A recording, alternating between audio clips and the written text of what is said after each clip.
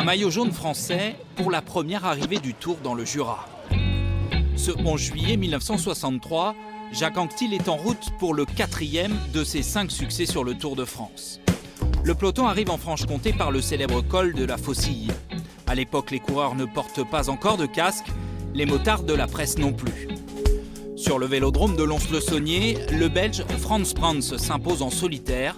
Anquetil conserve sa tunique jaune, il l'emmènera jusqu'à Paris. Près de 30 ans plus tard, au départ de Dole, les Jurassiens encouragent un autre Français en jaune. Monsieur Barbier donne le départ au rescapé du peloton pour la plus longue étape de ce tour. Pascal Lino terminera ce Tour 92 à la 5e place, à près d'un quart d'heure de l'inaccessible Miguel Indurain.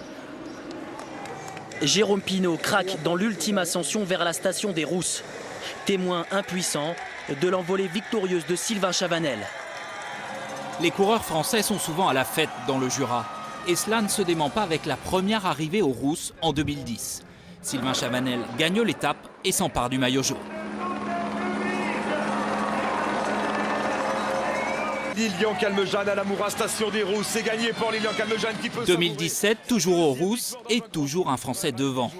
Lilian Calmejane s'impose dans la station jurassienne. C'était la dernière fois que le Tour s'arrêtait dans le Jura, un département qui ne se lasse pas de voir les Français lever les bras.